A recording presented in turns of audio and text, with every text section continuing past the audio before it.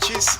Es un gusto para nosotros el recibirlos con los brazos abiertos a este webinar que hemos denominado eh, Facilitación Intercultural. Es un webinar que va a tener 90 minutos de duración. Esperamos que así se cumple ese horario. Y vamos a recibir con un fuerte abrazo, con todo el cariño que le tenemos, a facilitadoras y facilitadores invitados. En ese sentido, quiero hacer saber al grupo que Sara Beer es una facilitadora canadiense que tiene experiencia en facilitación intercultural. Eh, por otro lado, también está eh, el señor Pablo Viloch. Es un ciudadano español, pero radicado hace mucho tiempo en Chile y que en los últimos años ha ido trabajando también la facilitación, que lo ha trabajado de diferentes formas, pero en esta oportunidad con cierto énfasis en lo que es la interculturalidad. Bienvenido, Pablo. También tenemos la presencia de José David Bardales, un facilitador peruano que está desarrollándose en el norte, en la sierra norte del país especialmente, aunque también con otras experiencias importantes que seguramente él nos narrará. Estoy esperando a otra facilitadora que es Jennifer Trujillo, pero que no la veo todavía. Supongo que Está entrando. está entrando Jennifer, perfecto. Y también tenemos como invitadas y como invitados a Gladys Vila, que es expresidenta de ONAMIAP, que ya luego ella nos explicará de qué se trata la ONAMIAP, que me parece que es un logro bastante importante, aparte de las cosas que hace y que yo he conocido trabajando con ella en los diversos talleres que a veces la vida nos genera encuentros.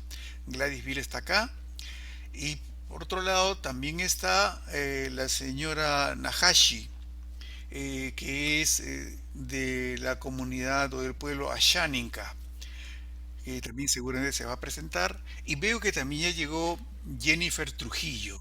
Jennifer Trujillo es una facilitadora colombiana que se ha desarrollado en el ámbito tanto intercultural, con poblaciones diversas de su país, pero que también es una connotada facilitadora en lo que es Art of Hosting. Entonces, ya más o menos estamos ya todos juntos. Creo que hace falta que nos llegue la señora Claudia Pérez, a quien no sé si Lucho lo has visto, a Claudia Pérez. Ah, no. Bueno, ya supongo llegará. Ella venía de Ecuador hoy día por la mañana. Bien, entonces hoy día vamos a facilitar eh, Luis Oré y mi persona, Hans Gutiérrez. Así es que cedo la palabra a Luisito Oré para que se presente. Hola, nada, muy contento de estar acá con todos ustedes y ayudando a facilitar esta conversación que va a ser muy, muy rica. Y nada, el propósito, por lo menos el del proceso, es descubrir, aprender y entender la práctica de la facilitación en comunidades indígenas de América. Y vamos a ser bien pesados con la contada del tiempo. Así que yo en algún momento les voy a sacar el cartelito para decirles que quedan 30 segundos. Pero nada, estamos muy, muy contentos de estar acá con todos ustedes. Hans. Bien, eh, Lucho en esta oportunidad me acompaña porque tenemos un sueño conjunto desde hace mucho tiempo. Y este tema como que nos ha ido juntando justo con la experiencia que tuvimos en la reunión en México de la Asociación Internacional de Facilitadores, donde nos percatamos que había varias ponencias acerca de interculturalidad. Eso nos dejó ver que había también ahí cosas que aprender. Y hoy venimos a hacer que las personas invitadas compartan sus conocimientos y sabiduría. Adelante, Luchito. Eso, a ver, Este obviamente es un espacio seguro, queremos escucharnos y respetar todos los tiempos para que todos seamos escuchados. Y nos encantaría que puedan todos compartir su sabiduría desde lo más profundo de nuestro ser, de nuestras experiencias. Eh, y eso,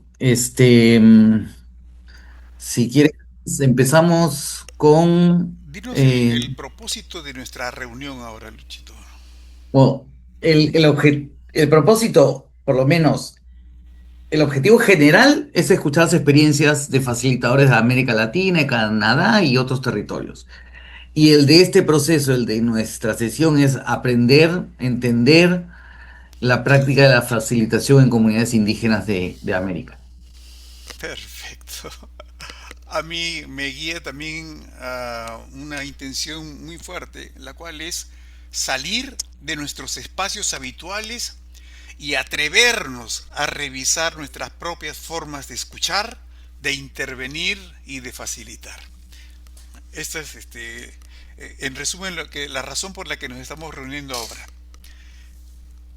Bien, entonces, ahora nos toca que las personas, quienes están ahora de invitadas y también quienes están de comentaristas, se puedan presentar. Nosotros, como ustedes saben, hemos presentado un brochure con un resumen, claro, muy sucinto, de el trabajo que estas personas han ido realizando. Entonces, ya lo tienen en el grupo de WhatsApp, lo tienen allí, pero vamos a pedirle a cada uno que sucintamente también pueda presentarse.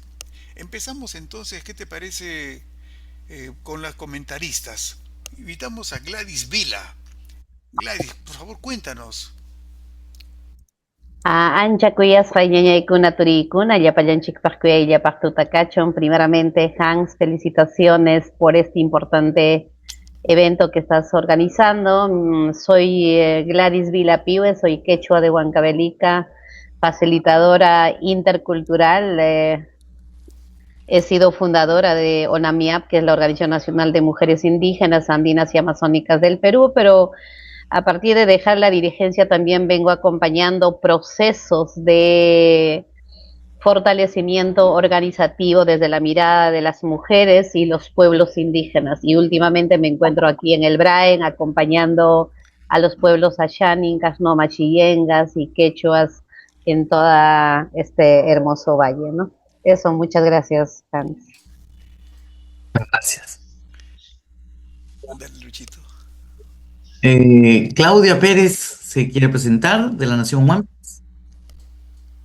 ¿Llegó? No la veo. Si no, No ha llegado vamos todavía. con Nahashi, que su nombre, según entendemos, significa planta medicinal, planta sanadora, protectora. Nahashi, ¿puedes compartir un par de líneas sobre ti y tu trabajo con tu experiencia, tu pasado y presente con el pueblo asháninca? Claro, mucho gusto. Hola, buenas noches. Stinri Maroni, Novitsatari Hans Hevatzrori, Hatsu Novitsatari Luis, Amina Kutsrori Maroni, Kimita Chari Ruñaka, Añahi Tri Maroni Ñawetatsni, Kimita Chari Jennifer, Hatsu José, Hatsu Erora Maroni Seka Itatsri Kimisara, Maroni Kimahaya Niruñaka, Novitsatari Osheki. Pasan. Bueno, he saludado en lengua shánica. Como ustedes sabrán, mi nombre en shánica es Nahashi. Es una planta medicinal eh, que es protectora, ¿no? Entonces, eso es lo que mi abuelo me llamó de la parte de mi madre. Es un abuelo que ya murió hace 5 años atrás. Él era conocedor de la planta medicinal. Y bueno, actualmente estoy aquí, acabo de llegar de Lima, he estado en Cutivireni, en el río N, en la parte de Junín, no la parte de Braen de Junín, y no la parte de Braen de la Convención Cusco. Y bueno, estoy aquí para cualquier consulta, así que bienvenidos nuevamente y muchas gracias por todo. Pasan. Gracias. bien, entonces ahora que se han presentado las comentaristas, vamos a invitar también a los facilitadores. En este caso vamos a empezar con Sara Bir. Sara, por favor, preséntate. Gracias, Hans. ¿Me escucha? Sí, Sí, perfectamente. Ya, acá. Soy Sara Bier, soy de Canadá, trabajo temas de participación pública y también desarrollo social y trabajo con comunidades indígenas en Canadá hace como 7 años más o menos. Entonces estoy emocionada de estar invitada aquí por Hans, Luis y ver a Pablo de nuevo y también, aparte de mi historia, es que he trabajado en Perú 5 años, entonces por eso hablo un poquito de español. Gracias. muchas gracias. Más que un poquito, hablo un montón. Pablo, ¿se quiere presentar, por favor?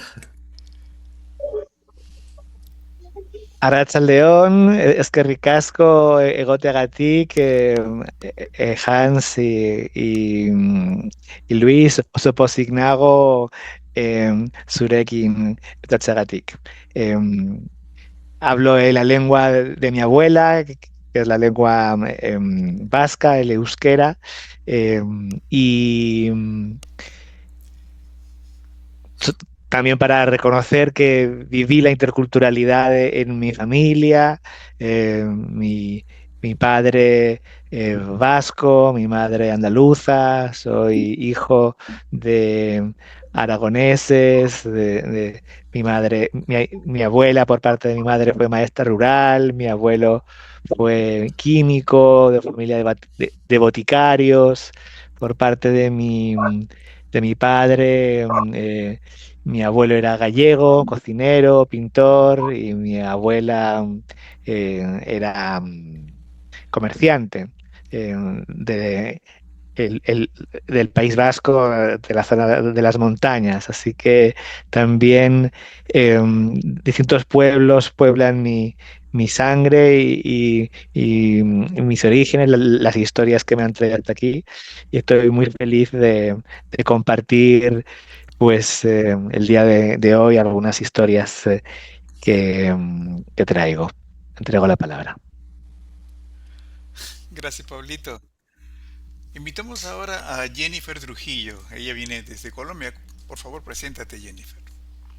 Gracias, buenas noches. Muchas gracias por esta invitación. Yo estoy en Cali, en Colombia, y por un largo tramo de mi vida he estado involucrada con procesos de diseño, de espacios participativos, de transformación de diálogos en acciones colectivas más sabias, muy conectada con el mundo de las ecoaldeas y a través de las ecoaldeas también en conexión con las tradiciones y las comunidades indígenas de este territorio, también comunidades tradicionales afro y campesina. Por ahí también se extiende un poco de lo que entendemos como indígena en este espacio. Y soy hija de esa mezcla que conforma lo latinoamericano. Tengo abuelas indígenas, abuelos afro, también abuelos descendientes directos españoles. Entonces soy una mezcla que está aquí hoy presente con el ánimo de aportarle a esta conversación de esto que estamos haciendo, que se llama facilitación, que se entiende desde un lugar muy occidental, cómo lo estamos trayendo y cómo lo estamos conectando con estas formas más enraizadas de ver el mundo, de sostener diálogos y de impulsar procesos de cambio en nuestros territorios. Así que gracias. Muchas gracias. Y podríamos ahora tener a José Ardales, facilitador peruano, presentándose. Gracias Luis, gracias Hans. Bueno, es en primer lugar un enorme gusto compartir con ustedes. Yo mi descubrimiento del mundo de la facilitación justo fue en DH Facilitadores, ahí nomás egresado de la universidad. Soy de un pueblo de la Sierra de Trujillo, mi pueblo se llama Sartimbamba. Por ahí, si quieren leer en algún momento A Ciro Alegría, El mundo es ancho y ajeno, Los perros hambrientos, La serpiente de oro, leen estos libros y van a conocer un poco de mi pueblo. Me ha tocado trabajar con comunidades campesinas, sobre todo, comunidades campesinas, comunidades quechuas en el Cusco, en Quillabamba, con poblaciones de Puno, Aymaras, con los Chancas en Apurímac, en el norte del país también. Y en estos pocos años hemos migrado también de la facilitación propiamente dicha a la generación de políticas públicas, es desde la facilitación. Entonces seguramente va a ser un espacio rico para compartir, pero también, sobre todo, creo que para aprender con referentes como Pablo, que creo que desde nuestra formación de facilitadores siempre lo hemos seguido con bastante referencia a Pablo y bueno, también a Lucho, uno de nuestros formadores justamente en temas de conflictos. Y así que presto a compartir experiencias, pero también las no tan gratas experiencias que nos ha pasado también en en la facilitación. Así que gracias y bienvenidos a todas y todos. Gracias. Eh, Hans, ¿tenías algo para compartir con nosotros, Sí, creo? justamente, pero le había bajado el volumen. Ahora sí comparto. Es un video como para calentar cuerpo, para entrar ya en el tema. A ver, espero que...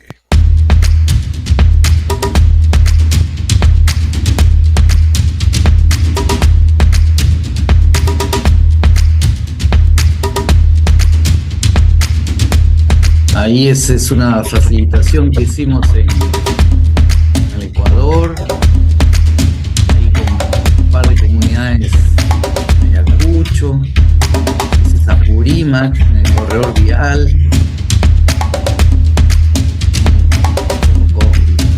Este fue un encuentro de mujeres lideresas andinas y amazónicas, un trabajo muy importante que se hizo en la ciudad de Ayacucho.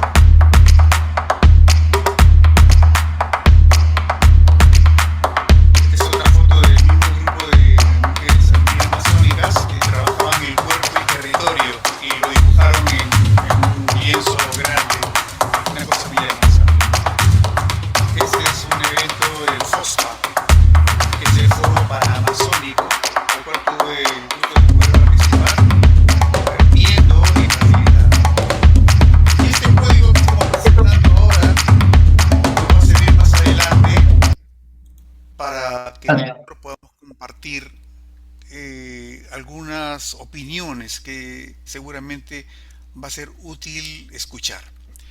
Bien, seguimos adelante. Ese QR va a ser para el final, ¿no es cierto? Porque Sí, no para sé, el final, cómo vamos a entendió ponerlo al bien. final. Sí, Sí. bacán.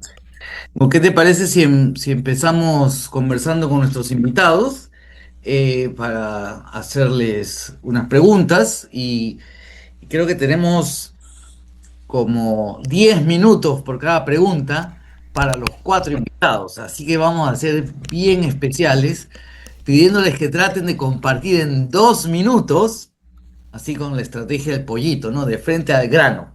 Preciso, macizo y conciso, como dice Hans. Y creo que para también calentar un poquito más, nos gustaría que nos cuenten una experiencia concreta, exitosa o difícil, en la que hayas facilitado con una comunidad indígena o culturalmente distinta. Y nos cuentes qué pasó y qué te enseñó esa experiencia.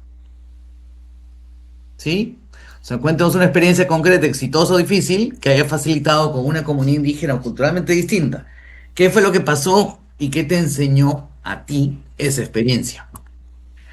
¿Les parece si vamos en el mismo orden que nos presentamos? En los... Sí, creo que le invitamos a Sara Bir para que nos responda esa pregunta. Dale, Sara. Ok, listo. A propósito, solamente tenemos 2 minutos y medio para que puedas reducir todo lo que puedas Ajá. decirnos, ¿ya? Ok, bueno, en 2 minutos. Ok, trabajo con comunidades indígenas. Entonces, y yo soy de descendencia europea, para que yo no presenté eso, pero para que sepan, ¿no? Entonces, tengo algunas enseñanzas que ha transformado realmente mi práctica. Por ejemplo, trabajé en un proyecto de más o menos 3 años con un equipo de líderes, facilitadores, consultores indígenas que ayudaran a diseñar y guiar un proceso de participación y tuve el privilegio de estar allí en el equipo, la suerte realmente de estar allí. Son grandes maestros y maestras de mi vida. Y lo que quiero compartir es que en lo que vi con ellos es en lugar de apoyarse, por ejemplo, únicamente en métodos convencionales en el proceso, porque era un proceso con personas indígenas y no indígenas de diversos sectores, de ONGs, de los gobiernos, también con comunidades indígenas, perdón, sobre la problemática de la pobreza infantil indígena, un tema muy fuerte en una ciudad muy grande de Canadá. Y ellos han, por ejemplo, hecho métodos para construir mejores relaciones y construir mejor confianza entre los participantes. ¿Y cómo han hecho? Han usado métodos, por ejemplo, sentábamos en círculo siempre, y sé que es una costumbre muy común en muchos países y en Canadá también. Y abrimos los encuentros con protocolos culturales y ceremonia. Entonces compartieron canciones, historias, han hecho arte tradicional, muchas cosas. Entonces, lo que me impactó, para terminar con el tiempo, es que antes de conversar sobre temas muy difíciles, muy fuertes, ¿no? Se dedicaba tiempo intencionalmente a construir la confianza, a fortalecer relaciones y, bueno, un sentido de propósito compartido. Entonces, yo veo el codiseño con personas indígenas muy importante en los procesos participativos que hago y comprendí quién diseña el proceso importa. Ya. Excelente. Todavía, Muchas todavía te quedan unos gracias. segundos más, ¿eh? Todavía. Voy a dejar de hablar para que las otras personas hablen. Gracias. Muchas gracias. Sigamos Eh, con la siguiente, con la misma pregunta, Luchito. claro, sí, sí, sí. Para Pablo, ¿te parece? Sí. Cuéntanos una experiencia concreta, exitosa o difícil en la que hayas facilitado con una comunidad indígena o culturalmente distinta a la tuya. ¿Y qué pasó y qué te ha enseñado esa experiencia?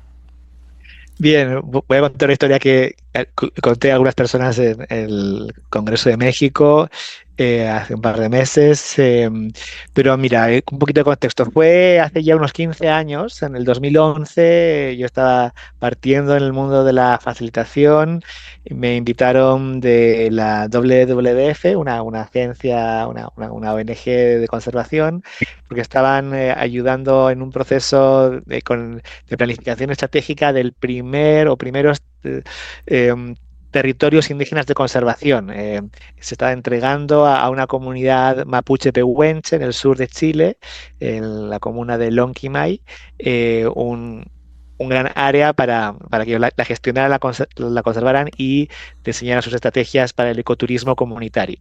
Entonces, después de 6 meses de trabajo, de talleres, nos dimos cuenta de que los más ancianos de la comunidad se resistían al proceso porque tenían miedo de que si los turistas entraban al bosque sin pedir permiso a los espíritus guardianes del bosque, temían que los espíritus del bosque se iban a ir, se iban a enojar y el manantial se iba a secar y se iba a ir la vida en el bosque. Entonces, no hay ningún máster, ninguna carrera que te prepare para eso, ¿no? Como cómo incorporar los espíritus en un proceso de planificación estratégica. Entonces, la solución está mucho más eh, fácil de lo que imaginábamos, pero bueno, implicaba instalar en los senderos en la entrada del bosque pues un letrero para que los turistas pidieran permiso y ese letrero y los turistas tenían que ir acompañados de un guía local que hiciera el ritual, la ceremonia para entrar al bosque. Eso por el momento. Muchas gracias, Pablo. Y gracias por ser así con el tiempo, igual que Sara. Jennifer, misma pregunta. Bueno, yo me voy a remitir a una experiencia de por allá en el 2014, tal vez 15, una de las primeras espacios en los que estuve con mujeres particularmente en un lugar muy bello que es una asociación de mujeres indígenas en el Putumayo, y ellas estaban ahí para hablar sobre cómo lograr sobrepasar las vicisitudes del momento. Entonces, para ponerles un ejemplo, había una madre que tenía un hijo que se había ido al ejército, otro que había sido captado por los paramilitares y otro que había sido captado por la guerrilla. Entonces ya pueden imaginarse lo que significaba un día de la madre en ese territorio, ¿no? En ese hogar. Entonces, además de traer toda esta carga, traían también la necesidad que les convocaba el espacio de hablar sobre medios de vida y cómo estas mujeres lideresas en sus territorios lograban mantenerse en los lugares que habitaban. Y recuerdo que hicimos un ejercicio donde mapeamos muchos de los que se veían como las fortalezas, pero también los obstáculos para esto que querían lograr. Y recuerdo con mucho amor y mucha admiración que luego de una jornada de trabajo al siguiente día ellas volvieron y en autonomía transformaron ese mapa que habíamos creado juntas en algo que ellas veían como el sueño futuro, como lo que sabían que podían lograr en su lenguaje y en sus formas. Y para mí ese espacio fue una comprobación de algo que tenemos como premisa en el Art of Hosting, en el liderazgo participativo, y es que en los grupos mismos está la sabiduría que necesitamos para resolver las necesidades o las situaciones, y lo que necesitamos es un contenedor seguro donde poder tener las conversaciones que nos importan. Entonces ese fue un escenario muy bello, con una carga emocional muy fuerte, en el que un poco de combinación entre caos y orden, entre formas prácticas y formas emotivas, logró crear algo fértil y útil para estas mujeres a las que recuerdo con mucho cariño. Gracias, Jennifer. Muchas gracias. José David, ¿te animas? ¿Te repito la pregunta o ya está clarísima? Gracias. Bueno, a mí lo que me pasó es en los inicios, creo que el 2014, 2015, me tocaba facilitar procesos de violencia basada en género en comunidades campesinas. Acá en el Perú, las comunidades campesinas tienen una estructura muy fuerte, una estructura muy patriarcal, que incluso tiene sus propias normas. Entonces, era todo un reto facilitar género y nuevas masculinidades con comunidades campesinas, ¿no? Entonces, cuando íbamos pues a conversar con los dirigentes, ya habían pasado varios compañeros ahí y todos los escenarios eran muy desalentadores, ¿no? Nos decían ahí, tienen que cambiar el programa, es imposible trabajar con estos sectores. Entonces, un día yo voy y converso con una de de los dirigentes, de las dirigentes, y no era tanto la resistencia al tema, sino que era también, ahí aprendí que a veces también, por ejemplo, los temas de género, normalmente lo facilitaban las compañeras. Y entonces, digamos que era un plus que vaya un hombre y empecemos a hablar de nosotros mismos, de nuestros aprendizajes, de nuestros afectos. Y a partir de eso, creo que empezamos, la misma comunidad nos empezó a llamar porque ellos mismos decían, yo la verdad que pensaba que iban a hablar mal de nosotros, nos decían los mismos hombres, ¿no? Y ellos mismos empezaban, digamos, a llamarnos y particularmente fue todo un reto para mí porque descubrí que no es tanto el tema, sino que es la forma, cómo vamos y cómo generamos estos espacios de reflexión, sobre todo en espacios tan complejos, ¿no? Hasta ahí me quedo y creo que completé mis 2 minutos. Excelente. Muy bien. Impresionado estoy, porque siempre los latinos nos dicen, ustedes se pasan y hablan y hablan y hablan, así que estamos dándole duro al estereotipo. Muy bien, muchísimas gracias a los cuatro. Hans, Y pasamos ahora a la segunda pregunta, Luchito. ¿En qué momento o situación te diste cuenta de que tus formas habituales de facilitar tiempo, lenguaje, dinámicas, forma de intervenir no encajaban con la lógica de la comunidad? ¿Qué aprendiste de eso? Esa es la pregunta, que obviamente siguiendo la misma secuencia va dirigido a Sara Bir. Buena pregunta. He cometido varios errores, entonces pero bueno, primero lo que quiero decir es que, por ejemplo, la facilitación intercultural, por ejemplo, no consiste en hacerlo todo perfectamente. Requiere humildad, curiosidad, y el querer de aprender, em, cuando inevitablemente cometo errores, ¿no? Entonces, am, y he aprendido en Canadá, por ejemplo, tenía un proyecto y mi cliente fue un gobierno.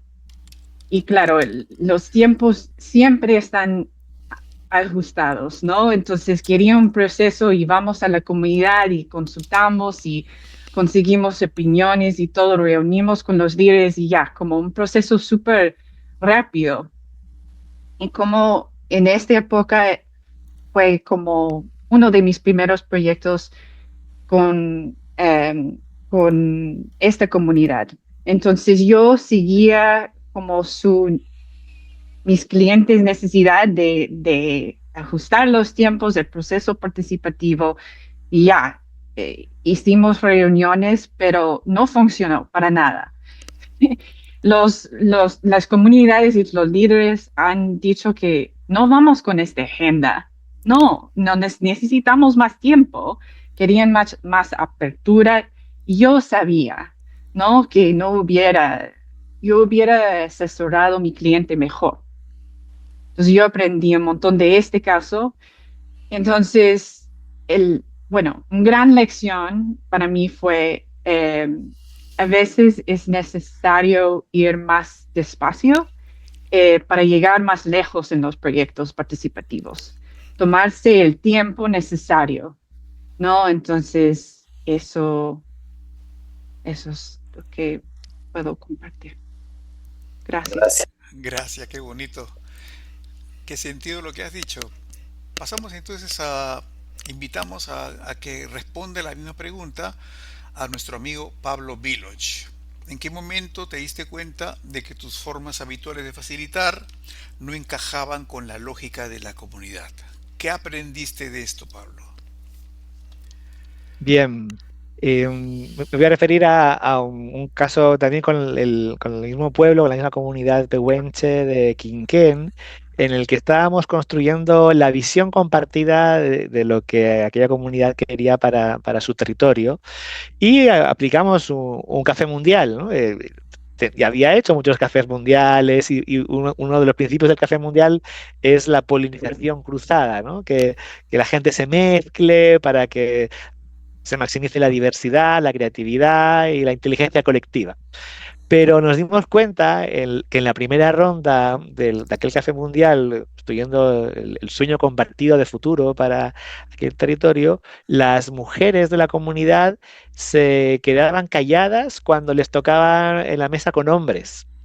Entonces, yo no me di cuenta, fue mi compañera facilitadora mujer que se dio cuenta y me dijo, oye, tenemos que cambiar la dinámica, hay que hacer dos cafés mundiales por separado, que las mujeres conversen con mujeres y que los hombres conversen con hombres y con una facilitadora mujer para las mujeres y un facilitador hombre para los hombres, para que efectivamente pudiéramos escuchar todas las voces, ¿no? Entonces, ahí me di cuenta de que cada metodología le lleva a una epistemología, una manera de entender el mundo y unos supuestos. Y si no eres consciente de esos supuestos, los supuestos se pueden volver un mecanismo de opresión. Entonces, yo que creía que aplicaba un enfoque intercultural, me di cuenta de que necesitaba un enfoque interseccional, que reconoce el cruce de distintas dimensiones, género, edad, origen, cultura, salud, nivel socioeconómico, para también reconocer las dinámicas de poder en la misma conversación y el mismo grupo. Qué buena. Gracias, gracias Pablo. Repetimos la misma pregunta, en este Sí, caso para Jennifer Trujillo. No sé si necesitas que te lo lea Jennifer o lo tienes claro. está bien. Lista. Em, yo recuerdo una anécdota apoyando el proceso de una organización muy importante aquí en Colombia que se llama la Fundación Colombia Nuestra, que ayudó a crear algo que se llama el Fondo Paes, el primer contenedor de café de exportación que mandó una comunidad, una organización de base comunitaria a Europa, creo. Eso fue todo un hito. Y me contrataron para apoyar la creación de una organización, una cooperativa de proconsumidores con diferentes comunidades indígenas. Entonces íbamos con comunidades indígenas y campesinas mezcladas, entonces íbamos por los diferentes territorios y diseñamos como una metodología para abordar los temas básicos de presupuesto, de compras, ventas, acopio y tal. Pero llegamos a una comunidad en particular con la experiencia exitosa como de los espacios anteriores. Y en la mitad del ejercicio nos dimos cuenta que el 50% de las personas que estaban allí decían sí y se sentaban y hablaban entre ellos, pero la verdad era que no estaban entendiendo el español. No entendían, pero a todo decían sí. Y parecía que sí estaban entendiendo. Entonces eso para mí, muy parecido a la anécdota que cuenta Pablo, significó entender que no es suficiente con preguntar si las personas con las que vamos a interlocutar saben leer y escribir. No es suficiente. También hay que entender las diferencias del lenguaje que van a existir cuando lleguemos a territorios que son muy isolados y donde hay gente mayor que participa muy activamente en la toma de decisiones de los medios de vida de la comunidad. ¿Mm? Eso fue. Qué bueno que lo cuentes. Qué bueno que ustedes hayan contado todo esto. Para finalizar esta ronda de preguntas, vamos a invitar a José David.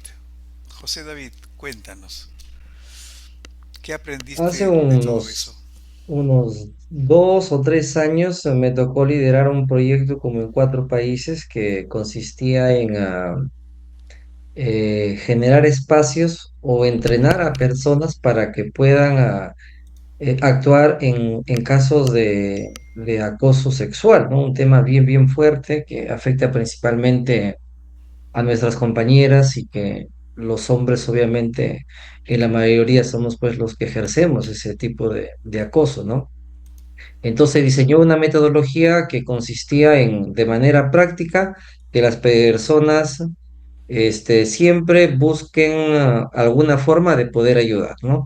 Y yo recuerdo mucho que hicimos todo el programa, supuestamente duraba 60 minutos, y todo bien, bien cuadriculado, ¿no? Pero cuando ya fuimos, yo mucho recuerdo cuando fuimos justo a llevarlo esta metodología a Cusco, a Puno, y digamos que cuando uno está a veces en cooperación internacional, te exigen metas y metas, ¿no? Y nos dimos cuenta que en metas estábamos súper avanzados, incluso habíamos pasado en la meta.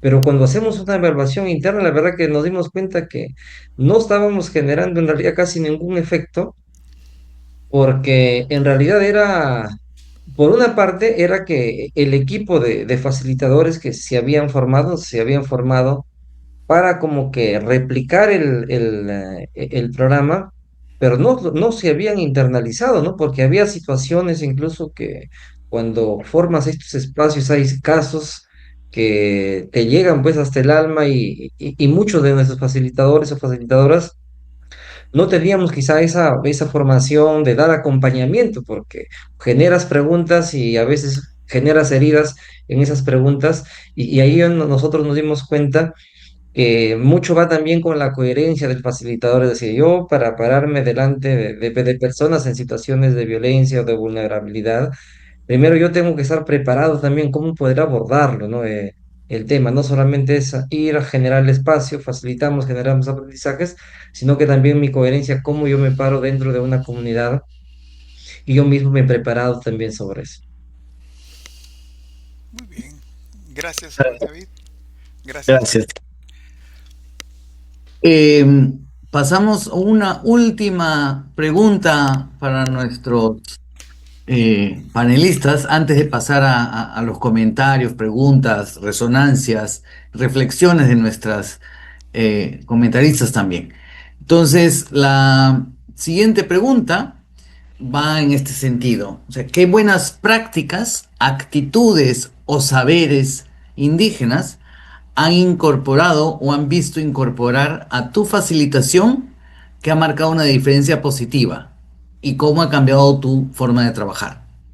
O sea, qué buena práctica o actitud o saber indígena has incorporado o has visto incorporar a tu facilitación que ha marcado una diferencia positiva o cómo cambió tu forma de trabajar gracias a esta incorporación de prácticas. Si seguimos con el mismo orden, Sara. Ok, Luis. Buena pregunta. Bueno, como he dicho sobre el proyecto con 3 años que trabajé con facilitadores indígenas, aprendí un montón de métodos en los contextos canadienses, ¿no? Que funciona muy bien y creo que ha ampliado mi comprensión de lo que puede ser la participación. Como he dicho, no usar métodos siempre convencionales y con el codiseño, ¿no? Con líderes indígenas trabajo. Hay otras formas de participación que podríamos ofrecer, ¿no? En los procesos que sí, porque el proceso influye en los resultados, sabemos eso como facilitadores. Entonces, por ejemplo, el arte, trabajo con el arte bastante como diferentes formas de expresarse. Hay muchas maneras también. En muchos proyectos ahora trabajo conversaciones, a traducir, basados en el territorio, en la tierra.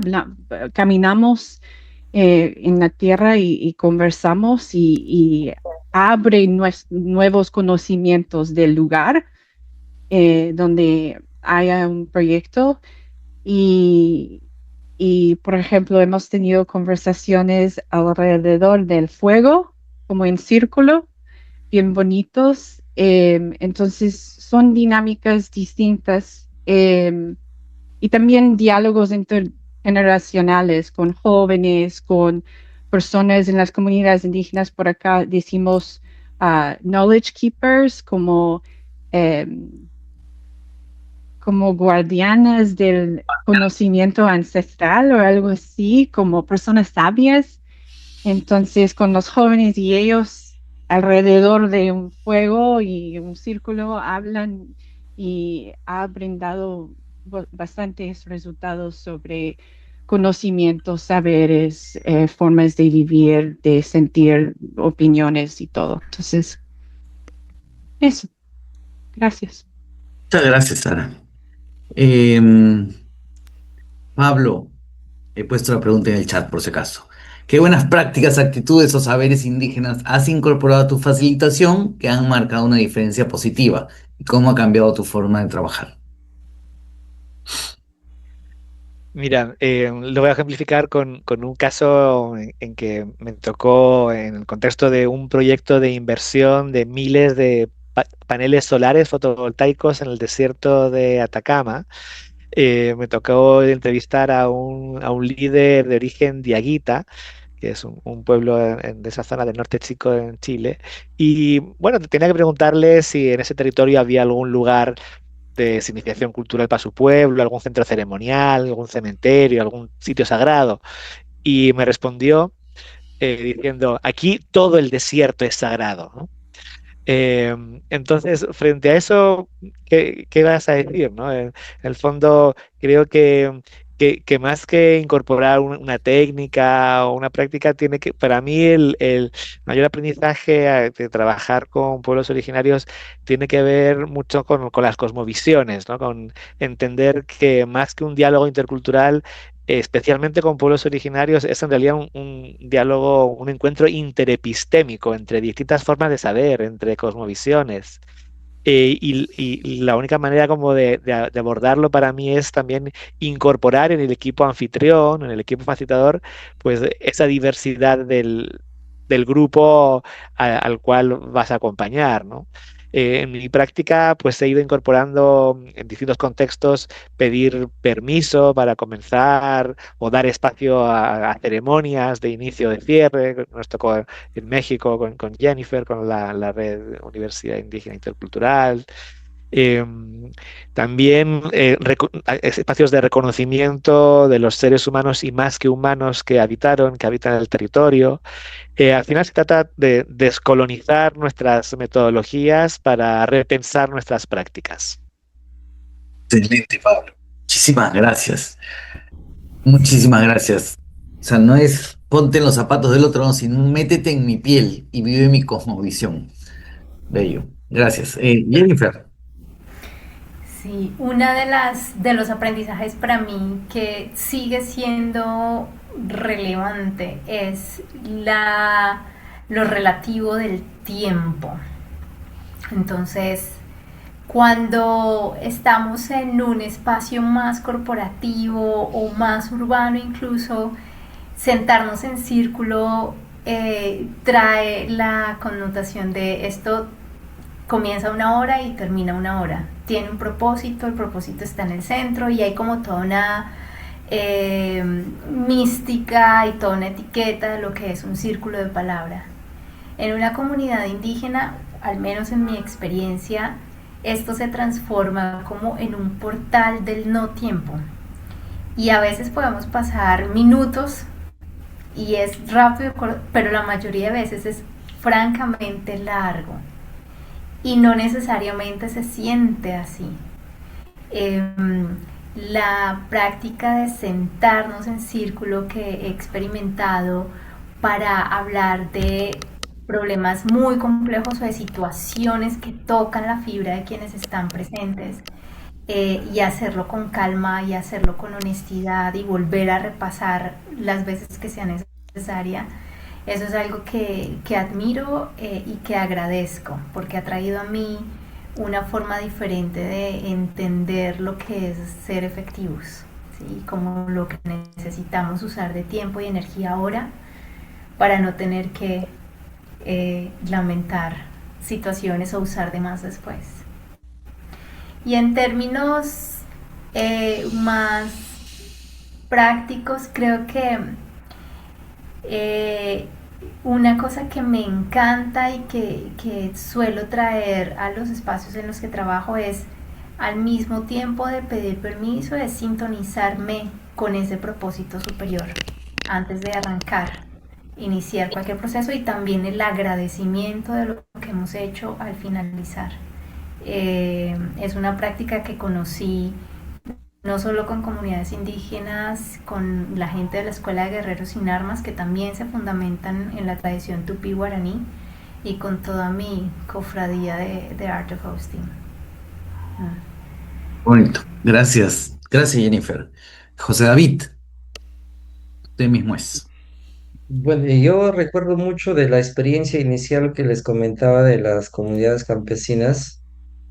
Inicialmente pues había bastantes resistencias, pero yo recuerdo mucho que ahí puse a prueba mi conocimiento o sobre todo creo mi empatía con reforzar el hecho de chachar coca, ¿no? Chachar coca o echar bolo que le llamamos acá en el norte peruano. Entonces era como que las personas me preguntaban y los dirigentes sobre todo me decían, me dicen, ¿usted sabe echar el bolo? Sí, le decía, yo sé echar y nos pasábamos horas conversando, no del tema, porque a veces íbamos obviamente por un propósito, no conversábamos del tema, pero conversábamos de otras cosas y siento que eso era como que generar ser parte de ellos, ¿no? O de ellas. Pero además de eso creo que algo que también empecé a darme cuenta, que generalmente generamos estos espacios en comunidades campesinas, en organizaciones de productoras, de productores, juntas vecinales, pero también me empecé a dar cuenta que si estos espacios empezamos o estas experiencias motivamos que las personas mismas las lleven a otros espacios, sea locales, sea provinciales o regionales, ¿no? Y las mismas personas demandaban que estas formas de generar desarrollo o estas formas de construir, digamos, su visión, su misión, sus propósitos, ¿no? Si incorporábamos también a otros actores como gobiernos locales, otras instituciones, ¿no? Creo que empezaba a generar mayores capacidades en las personas porque se daban cuenta ellas y ellos sí eran, digamos, tenían las capacidades de generar alianzas con otros actores. Entonces eso mira, nos ha funcionado mucho porque, y es bien gratificante porque después de un tiempo me ha pasado, y con esto termino en un par de departamentos, ¿no? Después de un tiempo perdía como que la vista de las personas y esa señora o ese señor que al inicio era pues el que menos hablaba, de pronto lo veíamos incorporado o en procesos políticos o dirigente de su comunidad o dirigente de alguna organización. Y creo que eso es lo más grato para un facilitador, que más que la paga es creo que el mayor regalo que tenemos cuando nos damos cuenta y sabemos que en esa persona que lo vemos en otro espacio, un granito logramos colocar nosotros y a lo mejor un poquito dejamos huella ahí. Gracias, José David. Gracias. Hans. Bien, hasta este momento hemos tenido 3 preguntas y 4 invitados facilitadores, son 12 respuestas. Espero que haya sido importante como información para ustedes. Tampoco es nuestro deseo saturar. Ahora llega un momento en que quisiéramos que haya un diálogo abierto. Para que esto ocurra, tenemos que utilizar todos los medios posibles. Las 2 personas a quien principalmente vamos a hacerle preguntas es a Gladys Vila Pigüe y a Nahashi Samaniego. Claudia Pérez no ha venido, no sé por qué razón, ha tenido alguna dificultad seguramente, pero les voy a pedir a Gladys y a Nahashi que me puedan comentar qué les resuena de todo lo que han escuchado, porque ustedes trabajan directamente con comunidades, vienen de allí, trabajan directamente, son facilitadoras que se han formado también y también, así como el primer grupo de participantes que ha respondido, también ustedes en la práctica son facilitadoras. Por favor, cuéntenos qué te resuena, Gladys, qué te resuena, Nahashi, qué cosa nos puedes comentar o tal vez qué cosa puedes preguntar.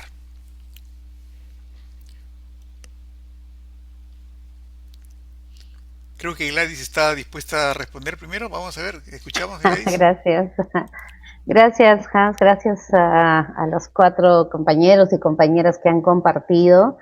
Entonces yo quería empezar de que empezando de qué es la facilitación, ¿no? O sea, la facilitación desde mi mirada, pues es un puente, ¿no? Que generamos entre dos mundos, entre dos cosmovisiones o entre dos o tres culturas distintas, ¿no? Entonces, ¿cómo generamos? Y el gran reto desde la facilitación. Entonces, yo quería un poquito compartir también de que he sido también participante de muchos procesos de diálogo entre los pueblos indígenas y el Estado.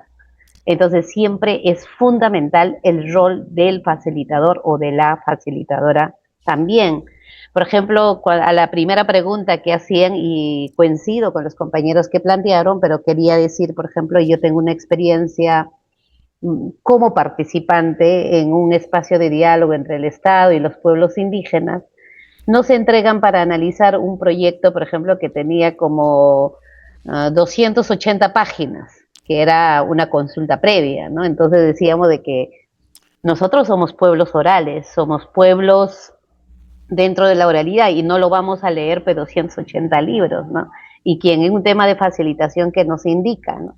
Sin embargo, también podría decir como que he visto otros procesos también, otros procesos de facilitación donde ya no había tanta lectura, sino más bien había más reflexiones desde los propios contextos, ¿no? Entonces, yo quería reafirmar a lo que decía Jennifer, por ejemplo, la importancia del uso de la lengua. Yo en los últimos tiempos hago facilitación en quechua, hago facilitación también en español y es totalmente diferente. Si hablo con un quechua hablante en quechua, genero muy rápidamente una confianza, una interactuación porque puedo usar la misma broma, puedo usar el mismo estilo, entonces eso te genera una confianza enorme. Me ha tocado también, por ejemplo, facilitar espacios de diálogo entre el movimiento feminista, a pesar que somos mujeres de diferentes, entonces genera también un cierto sesgo. Entonces allí es fundamental desde la facilitación, por ejemplo, poner reglas, ¿no? Reglas que nos permitan un diálogo cuando va a haber confrontación o cuando va a ser muy duro. Entonces yo me quedaría hasta allí por el momento y tengo varios otros temas que me gustaría seguir compartiéndolo, ¿no? Entonces me quedo con la lengua, me quedo con este tema de ponerme en el otro lado, pero también decir con quién dialogo. Nada más. Gracias, Gladys, por lo que nos acabas de comentar. Bastante sensible lo que has dicho. Ahora queremos escuchar a Nahashi. Pasanki Hans, no pasó rimaro niña hueta crure iroka que me da chari apatutan so que me da chari hajeta que ne hanta iña hueta que ni maro ni spatagari seca itatsri hanta nambitski no irokuachani kametsataki. Bien, Hans, muchas gracias. Quiero agradecer a los 4 panelistas que pudieron expresar. Básicamente, puedo analizar desde el punto de vista de cómo podemos reunirnos en la comunicación, ¿no? El diálogo se crea la confianza, ¿no? Y la comunicación es una intención. Entonces, pienso yo que eso debe primar primero y a veces es difícil, como cuenta José, ¿no? Que de repente entró para facilitar y resulta que la gente estaba a Moncoti. Nosotros lo decimos, a Moncoti es como primero nos preparamos, ¿no? Corporalmente y recibiendo la hoja sagrada, ¿no? Que es la coca. Y siempre nos acompañamos así, ¿no? Y de hecho acá también lo tengo y justamente iba a decirlo, pero mejor me quedé callada hasta que lo tocó José. Y aparte de reunirse lo del círculo, es importante resaltar lo que acaba de decir la señora Gladys, y creo que uno más de los ponentes, creo que Jennifer, habló sobre la lengua o Sara, ¿no? Y bueno, los 4 prácticamente ponentes, la verdad que es importante el rol del intérprete, traductor en las comunidades andinas y amazónicas. es importante que pueda incorporarse al equipo consultor, al equipo de una ONG, al equipo del Estado peruano, para que mediante nuestra lengua nos podamos tener confianza, ¿no? El hecho de tener confianza, entonces la otra persona que está en la base ya no está desconfiado, porque normalmente cuando llega una visita, pues te genera una desconfianza, ¿no? Porque no estás adentrándote en la misma lengua. Hace poco, fortalezco un poquito más, estuvimos en el tema de incendios forestales y tuvimos 3 intérpretes, o sea, yo, mi persona, traductora oficial acreditada por el Ministerio de Cultura y 2 de la base locales. Entonces, mientras yo procedía, cada ponentes de capacitadores y talleres podían reforzar, por ejemplo, lo que es qué es el incendio controlado y qué es o sea, fuga de incendio que alguien lo causó, pero no sabemos quién y se fue, ¿no? Se fue y dañó puede ser a los bosques, a los productos, a las chacras, animales o casas. Entonces son 2 contextos en que uno tenía que explicar sobre el marco legal, ¿no? Entonces el marco legal es leyes forestales, fauna silvestre, la OIT, la Constitución política. Entonces, esas leyes de cierta forma te protegen, pero al mismo tiempo también te puede sancionar, ¿no? Si es que uno quema de más o se le escapa, entonces tienen sanciones y multas, ¿no? Entonces, ese detalle, por ejemplo, cuento desde mi experiencia, si es que tú no te adentras con los traductores, ¿cómo le explicas o cómo graficas que no solo es la ley tal número? O sea, es como en Occidente, pues leen mucho, ¿no? Como acaban de decir, pero en caso de nosotros es mediante videos de 1 minuto, graficando, dibujando, llevando pizarras. Entonces tienes que hacer la maquetación en dibujo para poner los colores y también maquetando en tierra sin papelote, sin nada, con piedritas, con hoja.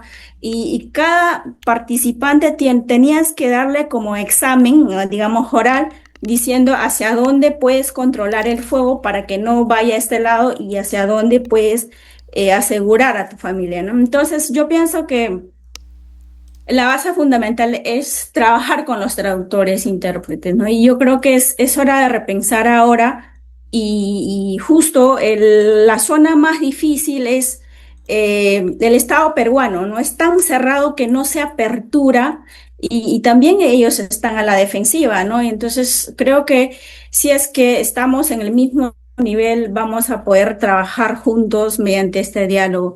Y creo que los ponentes lo han resaltado algunos puntos, ¿no? Algunos han hablado sobre lugares sagrados, que en el desierto la persona que habló, digamos, decía que ese era sagrado, ¿no? Y entonces la cual siempre uno al adentrarse hay que pedir permiso, ¿no? Por ejemplo, nosotros cuando estamos mucho tiempo en la ciudad tenemos que limpiarnos, ¿no? El pueblo asháninca ya deja de utilizar cremas, champú, perfumes, entonces tiene que bañarse solamente con agua y hierba, para que puedan adentrarse a las comunidades nativas, ¿no?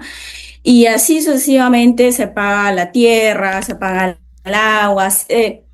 Todo eso tiene un espíritu, ¿no? Tiene un dueño y ese dueño siempre para nosotros tenemos que contactarnos con ellos para pedir permiso, ¿no? Entonces, en ese sentido, no quiero ahondarme más tiempo, pero espero haber sido clara. Muchas gracias. Pasan. Gracias, mi querida Nahashi Samaniego. Nosotros en la formación de facilitadores que hemos tenido durante más de una década, te decíamos Marishori. Gracias por estar, por responder. Y bueno, estamos esperando un diálogo abierto. Gracias por tu respuesta, pero el grupo está ya produciendo gran cantidad de preguntas que es necesario responder. Entonces, creo que lo más salomónico es ir leyendo pregunta tras pregunta, Lucho, uno tras de otro, y a ver qué respuestas podemos encontrar. ¿Qué te parece, Lucho, si empiezas con la primera pregunta? Ok. Em, Ish hizo un comentario, ¿cómo se delimita lo que es indígena de lo que no es? Por ejemplo, para la planeación estratégica, la perspectiva del tiempo, que es justo lo que están hablando. No existe en muchos tiempos, en muchos pueblos indígenas. ¿Cómo abordan esto? La pregunta es abierta. Cualquiera de los panelistas, comentaristas o si alguien más tiene un comentario.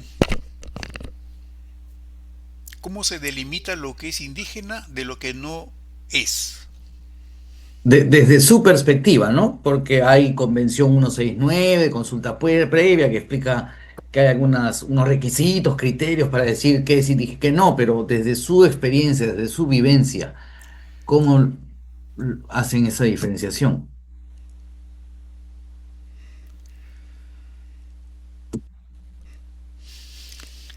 ¿Alguien se anima a responder? A ver, Bueno, oh, adelante. Gladys, no. Primero. Gladys y después Sara. Vamos. Gracias. Con respecto a lo que son ser indígena, en el caso peruano pasa por un tema de autoidentificación, ¿no? En mi caso también es eso.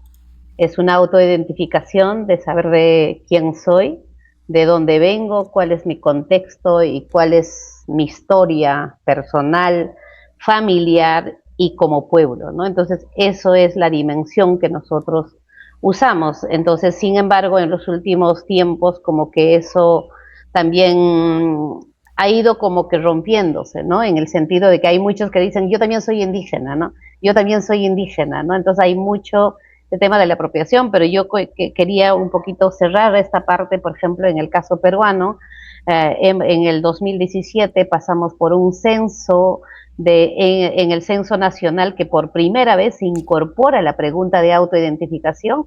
Cuando se decía que en el Perú no había pueblos indígenas, la autoidentificación nos permitió visibilizar más del 26% de peruanos y peruanas.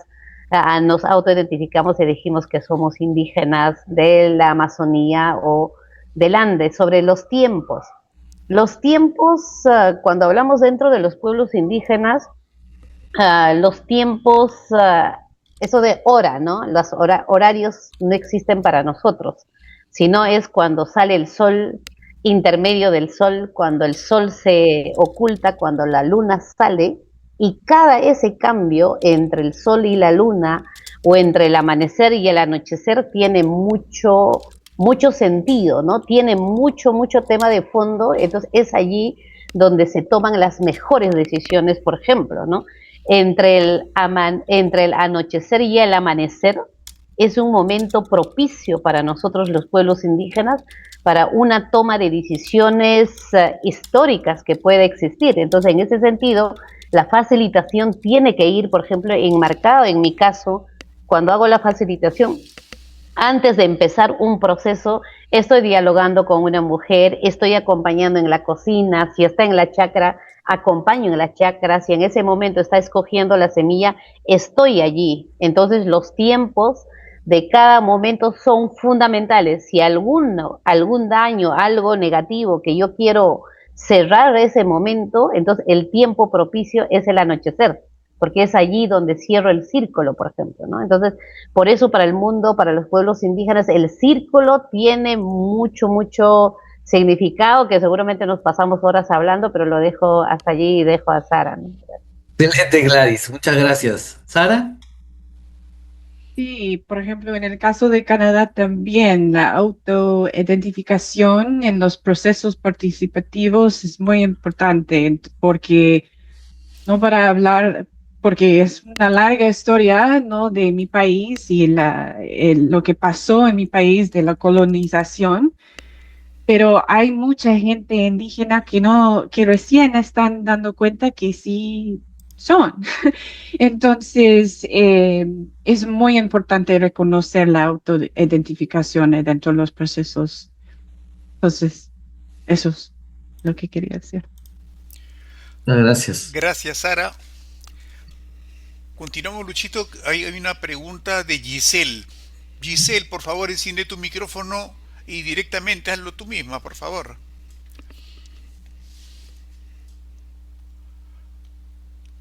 Buenas noches, ¿cómo están todos, todas? Gracias, Hans, por la entrada. Bueno, lo que quería preguntar es sobre todo a quienes han hecho la labor de facilitación con espacios interculturales, disculpen el fondo, si han tenido, quisiera saber frente a su experiencia, si es que uy, perdón, me distrajo. Creo que el gato también quiere preguntar. Tu gato intercultural está ahí. Mi perro está muy interesado en el tema, por favor. Está aprendiendo también mediación y Dale, dale, Giselle. disculpen. Bueno, sí, sino que en teoría de conflictos, sí, me acuerdo que se había hablado de un mediador interno cuando pertenece al mismo espacio social de los actores en conflicto con los que se va a trabajar. El mediador interno, el externo, cuando este facilitador, este mediador viene de un espacio distinto y en el que tienes que adaptarte, digámoslo así, a las reglas, a la cultura, a la cosmovisión del grupo con el que vas a trabajar. Y el mediador, el cuasimediador, ¿no? Que es ya una especie de intermedio entre estos de externo e interno. Y bueno, entonces, desde lo que he escuchado con las dos ponentes que han sido que han sido muy interesantes, han hablado desde su rol de mediador interno. Vienen de un espacio cultural similar con el que han actuado y ha sido muy interesante, ¿no? Pero quería preguntarles justo a estos mediadores internos si es que en algún momento han tenido algún tipo de conflicto, problema, cuando han estado en la labor de la gestión de los conflictos o del tema que han tenido que tratar con los grupos, si han tenido algún problema con el Estado, porque también el Estado bien tiene un extracto una cosmovisión o un extracto cultural también particular, tiempos distintos, métodos, estilos de abrir una mesa de diálogo, métodos de gestión que de alguna forma también pueden entrar de repente en cierta confrontación, conflicto, digámoslo así, entre estas formas de tratamiento de intereses sociales con esos estilos de gestión, ¿no? Quería preguntar eso básicamente, disculpen el tiempo. Gracias. ¿Alguien desea contestar? Yo creo que, a ver, yo quisiera compartir, miren, yo he tenido el privilegio de haber estado, por un lado, en algún momento como facilitador de conflictos, pero por otro lado, ser una parte del conflicto también en alguna etapa de mi vida. Y entonces lo que yo he podido ver es que indistintamente que sea un, digamos, mediador interno, externo o cuasi, es en realidad la confianza que podemos generar, porque puede haber mediadores internos, ¿no? Que incluso son más proclives a generar desconfianza en el grupo, sobre todo cuando son dos actores, digamos, por una parte a veces el Estado, por otra parte la comunidad campesina o otro actor, pero que todo el mundo lo conoce, ¿no? Digamos que podría ser una ventaja porque el mediador interno conoce a uno de ellos.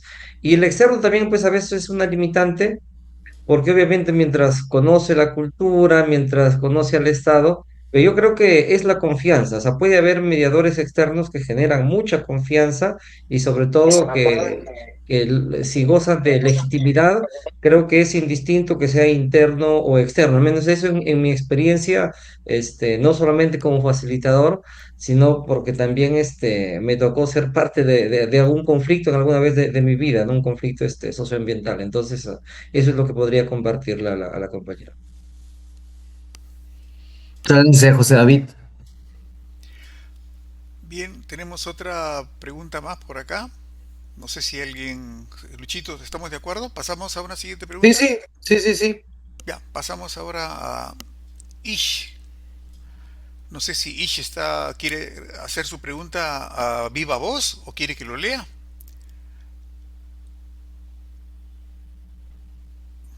no se ¿Cómo manifiesta. están? Buenas noches. No sé si me escuchan. Te Te escuchamos escucho. perfectamente. Perfecto. Muchas gracias. Bueno, yo he estado escuchando atentamente lo que mencionan y siento que se está hablando mucho de la interculturalidad como un tema de pueblos indígenas, ¿no? Entonces, yo siento que la interculturalidad va mucho más allá. Entonces, mi pregunta va basada con relación a esto, ¿no? Cómo la inteligencia artificial, que ahorita es algo que está muy latente, de lo que se está hablando muchísimo, está configurando nuevas culturas emergentes. Entonces, con esto el futuro de la facilitación intercultural ya no tendría que ver solamente con los pueblos, sino con cosmovisiones, con intersubjetividades. Entonces, la facilitación intercultural deja de ser solo referida a pueblos originarios. Es decir, toda facilitación en realidad es intercultural. ¿Cómo ven esta situación desde su experiencia, no? Porque siento que estamos o están hablando mucho sobre la interculturalidad entre pueblos, pero la interculturalidad va mucho más allá. Entonces, me gustaría mucho escuchar qué opinan al respecto. Creo que Gladys Vila ha levantado la mano, ¿quiere responder? Sí, Sí. Gracias por la pregunta, Ish. Efectivamente, ¿no? O sea, la interculturalidad no solo es de los pueblos indígenas, sino es con otras culturas, ¿no? De antes, por ejemplo, yo ponía un ejemplo y vuelvo a poner un ejemplo en el que tengo más experiencia el trabajo con mujeres. En el caso de Perú, por ejemplo, somos 54 pueblos indígenas. Y cuando tenemos, por ejemplo, una reunión, cuando teníamos en UNAMIAP una reunión con más de 20 pueblos indígenas, hablamos más de 20 lenguas originarias, sobre todo en el tema de la Amazonía, ¿no? Entonces, allí, cuando hablamos del tema de facilitación, y más aún, a eso lo complejizo, cuando teníamos diálogo con las compañeras feministas, que más asentados, por ejemplo, en las capitales de ciudad, estamos hablando primero de género de mujeres, mujeres diversas de diferentes pueblos, diferentes culturas, diferentes formas de pensar, pero sin embargo, por ejemplo, el tema de la violencia hacia las mujeres era una situación totalmente que cruzaba todas las culturas, ¿no? Cruzaba todo. Entonces, en ese escenario, ¿cómo trabajamos desde la facilitación? En lo personal tengo experiencia más mantener la neutralidad porque facilitamos, generamos puentes. La neutralidad ayuda de todas maneras a que fluya el diálogo y por el otro lado es poner ciertas reglas, ¿no? Ciertas reglas en el tema de control de tiempo, en el respeto también, en la capacidad de escucha a la otra compañera, al otro compañero y finalmente en una construcción mucho más colectiva y llegar a consensos. Eso en lo práctico a mí me ha ayudado y obviamente que hay un desafío y también lo mismo que pasa con género, ¿no? Cuando se piensa de género, se piensa que solamente reunión con mujeres o con mujeres. Lo mismo pasa cuando hablamos del diálogo intercultural, se cree que solamente pueblos indígenas, pero no solamente son pueblos, sino es generar puentes y realmente que se construya un diálogo intercultural desde las diversas formas de pensar y sentir de los pueblos y de las personas del mundo, ¿no? Lo dejo ahí. muchas Gracias. gracias. Gracias. Gracias, Gladys. Pablo tiene la mano levantada. ¿Quieres contestar también? Así en breve. Sí, gracias, sí, para confirmar lo que plantea ahí, efectivamente a mí me ha tocado trabajar en facilitación intercultural, por ejemplo, acompañando a ejecutivos expatriados de multinacionales que llegan de un país para que se integren con equipos multiculturales. Me ha tocado trabajar con fusiones de empresas que cada empresa tiene su propia cultura organizacional y tratar de generar diálogos para construir una cultura compartida, incluso a veces en procesos de acompañamiento, de mejora continua entre departamentos dentro de una gran institución, donde tienes que poner a conversar a médicos, con enfermeras, con informáticos, con contadores, con abogados, con economistas o ingenieros, y son de alguna manera culturas profesionales con saberes distintos que es necesario poner a conversar. En el fondo, yo también llamo facilitación intercultural a eso, aunque el foco de hoy está puesto en procesos de diálogo con pueblos originarios. Gracias, Pablo. Luchito. Sí. Oye, Lucho Orey, Dime. está Sí. bueno el diálogo. Hay que hacerlo un poquito más cortito nomás porque nos quedan unos cuantos minutos. Y te informo que hay una pregunta de Margarita. Sí, esa quería ponerle, pero Dale. parece larga, pero ¿cómo relacionamos la facilitación intercultural y el colonialismo? Sí, es un trabajo de tender puentes entre culturas diferentes para que dialoguen en condiciones más horizontales. ¿Quién se anima? De repente alguien que, no sé, ¿quién se anima? ¿Cómo relacionamos la facilitación intercultural y el colonialismo si es un trabajo de tender puentes entre culturas diferentes para que dialoguen en condiciones más horizontales?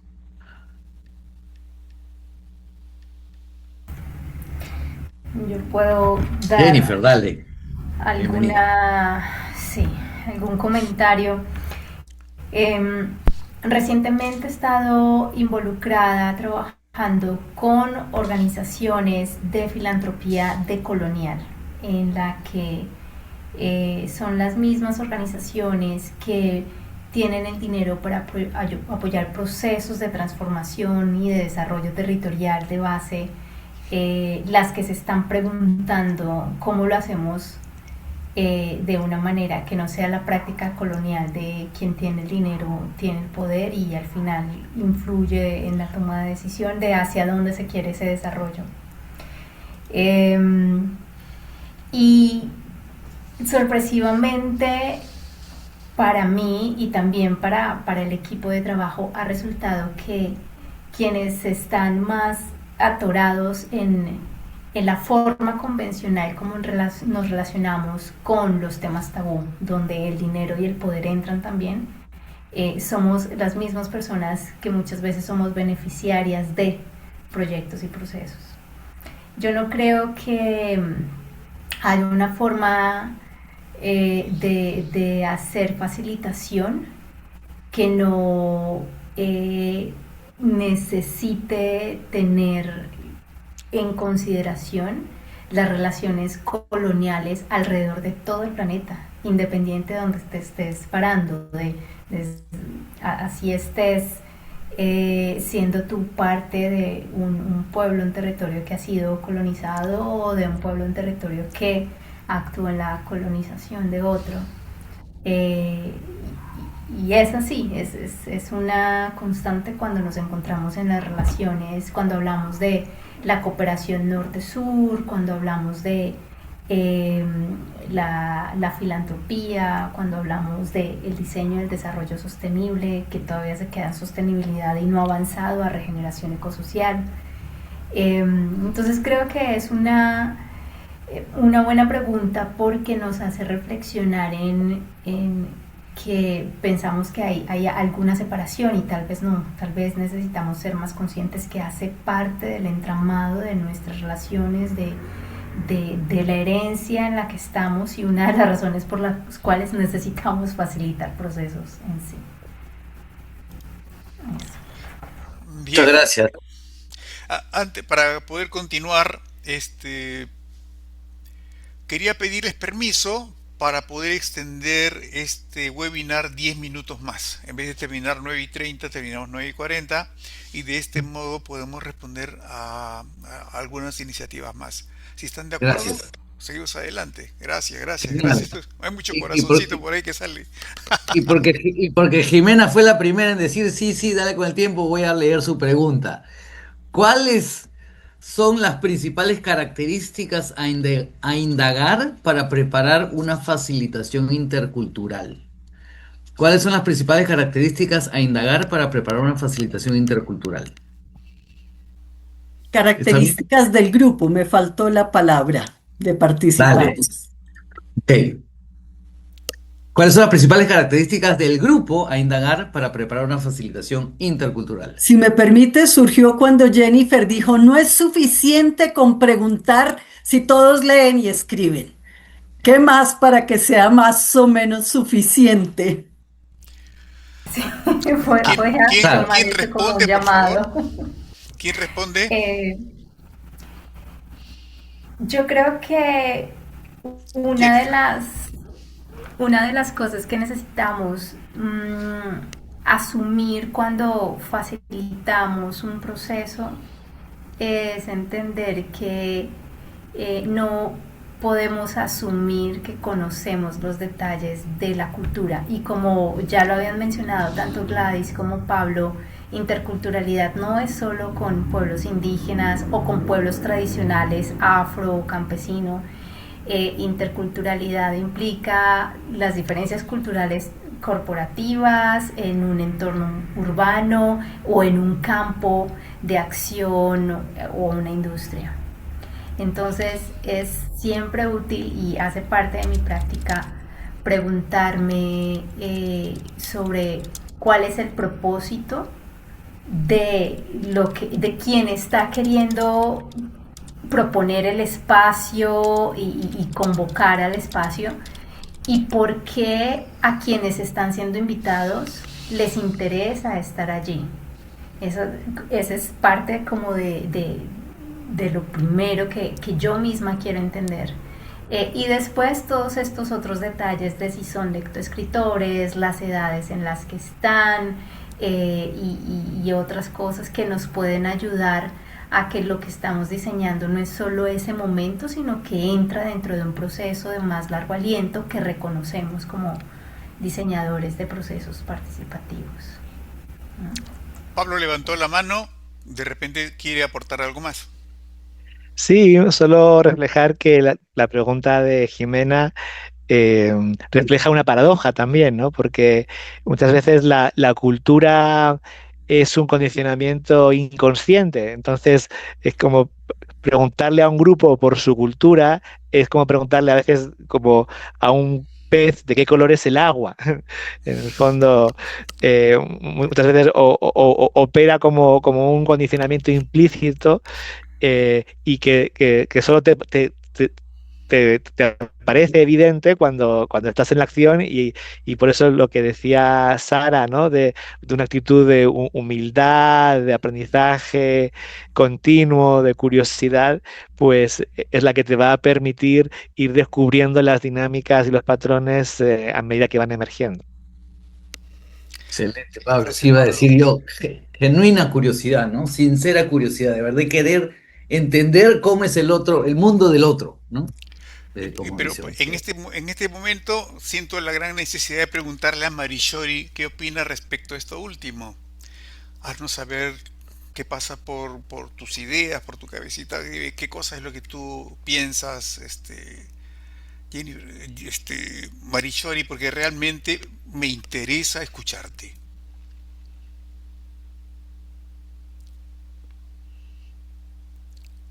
Sí, Hans, si pudieras hacerme un ejemplo para poder adentrarme a ello.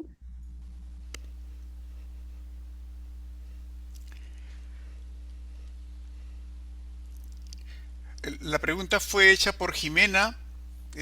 Por favor, Jimena, si lo puedes decir a través de un ejemplo. Ok, con gusto. Ujú. ¿Qué características del grupo de participantes te parece que es importante conocer para conocer previamente para preparar la facilitación? ¿Qué tipo de información requieres? Además del propósito, por supuesto, para qué estamos aquí, pero referidas a a la cultura quizás, a las particularidades del grupo. Muchas gracias. Cuento una experiencia cuando yo me adentré, cuando conocí a Hans. Yo fue mediante las redes sociales, y me interesó mucho de cómo poder, a pesar que yo era indígena, también tenía un rol muy importante, ¿no? Porque de cierta forma conocer a Occidente me costó mucho, y poder hablar solo el español, sin, de repente tengo dejo o no tengo dejo, pero eh, ya a la edad más o menos ya adulta, logré estudiar en un instituto de Cervantes, ¿no? Para poder nivelar, primero que nada, en la lengua española, ¿no? O la lengua español. Y eso a mí me costó muchísimo y me sentía una extranjera dentro de mi propio país porque cuando quise dar el examen final de DELE, que es como el inglés, el TOEFL, ¿no? Entonces me lo negaron, ¿no? Me lo negaron porque me dijeron que yo venía de un país de habla español, por lo tanto no podía darlo. Y si hubiera sido así como una noticia, pues no, sería como pelearse un poquito ahí, pero no, yo traté de alejarme un poquito. En esa parte es como esa primera experiencia personal, pero ya adentrándonos al tema de facilitación, en realidad es eso, ¿no? De cómo comunicarnos para adentrarse a alguien en general, ¿no? Ya sea en amigos, en familia, en una cultura porque sentimos que a veces nos avasallan mucho, ¿no? O sea, yo como pueblo asháninca me considero, digamos, ¿no? Justo en el momento de la pregunta, como indígena, porque justamente como cualquiera, puede ser un árabe, una de Finlandia, una indonesia, me siento así dentro de del territorio peruano y que el Perú haya venido o como un escudo, ¿no? O sea, me siento como si fuera no tengo la palabra exacta, pero frente a eso, submunditos, estamos encasillados, pero en realidad es una gran lucha para otros pueblos indígenas, en la cual yo sugeriría para la gente que quiere adentrarse netamente a pueblos indígenas, porque es lo que yo puedo hablar, ¿no? Porque finalmente es el diálogo, ¿no? Y crear la confianza y solo así podemos adentrarnos, ¿no? Y conocer las formas de vida, cómo es sus costumbres, antes de adentrarse en una zona. ¿Cómo es el protocolo? ¿Cuál es la jerarquía? ¿No? Bueno, a veces somos muchas culturas y hablar eso quizás puede parecer como muy radical, ¿no? Pero sí respetando principalmente nuestra puerta principal es un jefe, ¿no? Es un jefe de la comunidad y según el jefe coordina con los comuneros y los comuneros son los que determinan al final qué es lo que se va a dar prioridad, ¿no? En este caso funcionamos dos munditos, ¿no? Es como si fuera el pueblo ashánica y el Estado y es por eso que muchas veces las cosas que vienen desde arriba choca mucho cuando llega hacia las comunidades, pero en realidad cuando las comunidades quieran defender es como que no, eso tiene que ser así o se va a llamar así, ¿no? Entonces, es difícil, pero la forma de que podemos aprender, y yo también en el camino estoy aprendiendo, y justo a Hans le decía, hay que retomar, ¿no? Incluso en el grupo hagamos esa experiencia, vayamos a campo para aprender más, porque no solamente hablamos del pueblo Ashanin, que estamos, como acabamos de decir, hay 55 pueblos indígenas y 40 y tantos lenguas indígenas, amazónica y andina, y entonces yo creo que es una forma de llamado, hago llamado a todos, de que volvamos a repensar de cómo podemos adentrarnos, ¿no? En esta situación. Ujú. Pasón, que espero haber respondido, quizás me haya evadido. Gracias, Pasón. Gracias, gracias. La verdad es que tenemos mucho para aprender de ti. Bien, Pasón, que tenemos ya hemos llegado al tiempo que buscábamos y quisiera preguntarle al grupo de asistentes a este webinar qué necesitamos aprender luego de escuchar a estas personas que nos han ilustrado, nos han hecho ver el mundo. ¿Qué necesitamos aprender? Yo les pregunto esto para que ustedes puedan responder a través del chat.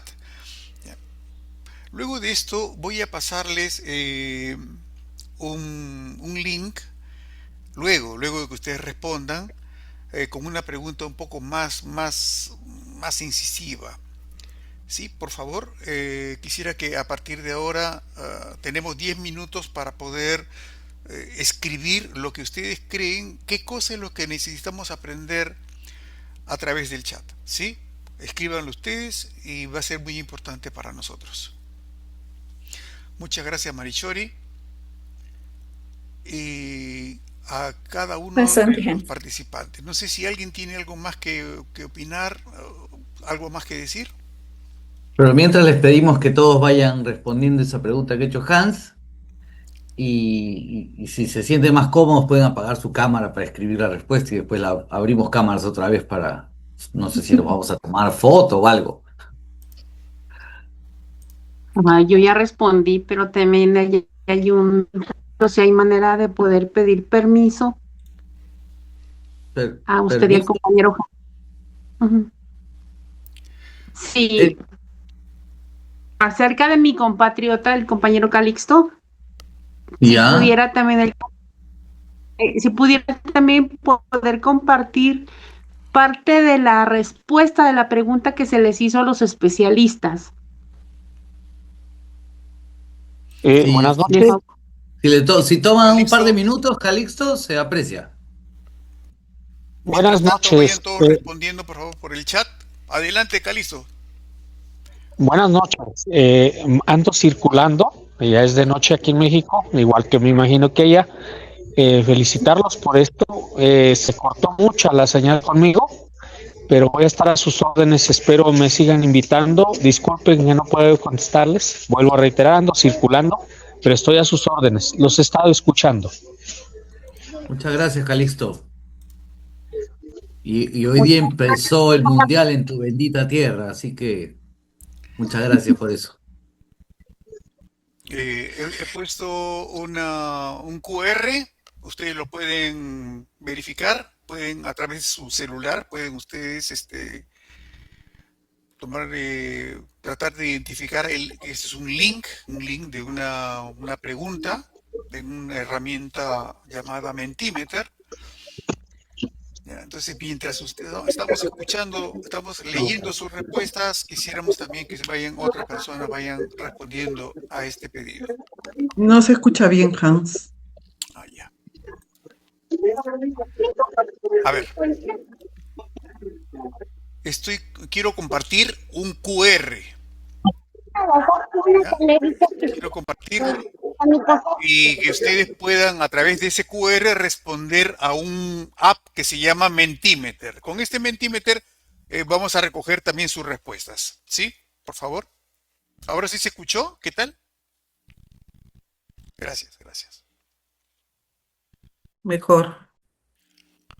Sí se escuchó, Hans, y además he puesto el link del Mentimeter en el chat por si quieren hacerle clic para entrar de frente ahí. Perfecto, perfecto, mi querido amigo. Ahora sí, con eso me alivias. Y si está en el chat, ya creo que todos pueden acceder a él. Y vamos a ver qué tal las respuestas, ¿no? Y nos encantaría tener más respuestas. En realidad, más que certezas, hay muchas preguntas aún por desarrollar. Y supongo que no será la última vez que hagamos un webinar sobre facilitación intercultural. Creo que esto amerita ir jalando la madeja para conocer más acerca de esto, que nos parece que no solamente es, como alguien lo decía, pensando en ciertos pueblos o naciones, sino que también al interior de cualquier grupo, en cualquier espacio, se va a plantear siempre esa interrogante. Creo que es menester descubrirnos qué cosa es lo que pasa con nosotros cuando tenemos que enfrentar una nueva cosmovisión, una forma diferente de ver las cosas, de sentirlas. Creo que eso ya significa bastante. Creo que lo que dijo Nahashi cuando dijo confianza, que creo que es el lenguaje universal. La confianza que podríamos ofrecer nosotros va mucho más allá de ciertas posturas filosóficas, ¿no? Es el entender a otro y reconocerlos como verdaderos otros. y que a veces en nuestra forma de ver el mundo, nuestra circunstancia nos tapa, nos hunde completamente en nuestra forma de ver y no siempre reconocemos a la otra persona que también tiene un mundo que mostrar.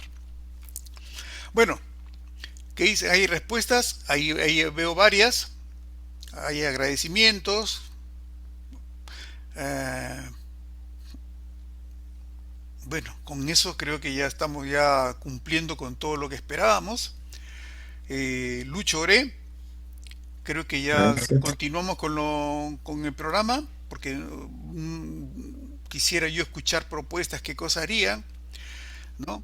Por ejemplo, ¿qué sugieren ustedes como grupo COMLAF, la Comunidad Latinoamericana de Facilitadores? ¿Qué cosa podrían proponer, ¿no? ¿Qué cosas podemos hacer como comunidad frente a estos temas que emergen? Es una pregunta nueva. ¿Alguien tiene algo que comentar, por favor, en estos minutos que nos quedan? El silencio se lo cuente también. Quiero Son comer, las, quiero dormir. son las 9:40 de la noche, creo que hemos cumplido. Ah, Andrea quiere hacer uso de la palabra. Andrea es de Chile, la recuerdo mucho y muy bien. Adelante, Mm, Andrea. Hola, hola a todos. Mira, yo soy tercera generación huilliche y he trabajado desde el rol como gerente comercial con pueblos originarios en el norte de nuestro país. Yo lo que me pregunto ahora siendo citadina, estando en Santiago de regreso, es que hay un artículo muy interesante en Le Monde Diplomatique, un diario francés, que hace y genera la pregunta de quién confirma el ser indígena o mestizo. Entonces yo invito a todos a buscarlo, voy a buscar el link o después lo voy a entregar para que nos preguntemos, porque desde el mundo citadina o citadino, cada día hay más gente que se identifica con sus orígenes y creo que ahí nosotros tenemos una oportunidad inmensa de poder volver a la fuente. Entonces, con todos estos aprendizajes que tenemos, entonces yo voy en el chat que tenemos, voy a poner esa pregunta, voy a invitar también a la persona que lo escribió para que podamos enriquecer esa mirada para quienes tenemos un origen mestizo y que finalmente compartimos todos. Muchas gracias, Andrea. Y si puedes poner el nombre del autor y el artículo, podemos en el chat, acá o en el WhatsApp, sería genial. Muchísimas gracias. Okay. Sí, en el Gracias a chat, ustedes. gracias, Andrea. En el chat también he puesto el link de un Google Form. Es una encuesta para saber, para que ustedes puedan opinar acerca de este webinar, ¿sí? Por favor, hagan clic a él para que puedan responderlo. O si no, también lo vamos a hacer llegar a través del WhatsApp del grupo ComLab Webinar. Creo que estamos terminando ya, Luchito. Sí, sí. Muchísimas gracias por el valioso y riquísimo. Creo que hace tiempo no estaba en una reunión tan rica, con maravillosa, hermosa diversidad y de verdad ha sido lo mejor de los últimos meses que he tenido por acá. Así que muchísimas gracias por compartir. Qué bueno, Luchito. Para mí también ha sido una experiencia muy gratificante y sobre todo que he alumbrado un camino que estaba bastante oscuro. Gracias. Entonces, no se olviden de responder al formato de evaluación del webinar que está en el chat y de esta manera agradecemos a quienes han hecho de facilitadores invitados y también a aquellos facilitadores que también han comentado. Les agradecemos mucho el tiempo que nos han dedicado, el responder a los apretones de las preguntas a veces cada vez más densas para poder responder efectivamente que nosotros podamos aprender. Gracias por traducir lo que tienen en su cabeza, lo que tienen en su corazón, hacernos entender las cosas. Muchísimas gracias y seguramente estaremos ya otra vez nuevamente en una oportunidad próxima en un nuevo webinar. Seguramente muy rápidamente van a tener información de esto. Muchísimas gracias. Muchísimas gracias. Que tengan buena noche. Gracias. Gracias, buenas noches. Chao, Sara, José David, Gracias. Pablo. Buenas Buenas noches. Gracias. Ana, Ana, pasó. Chao, Gracias. Chao, chao, gracias. Gracias.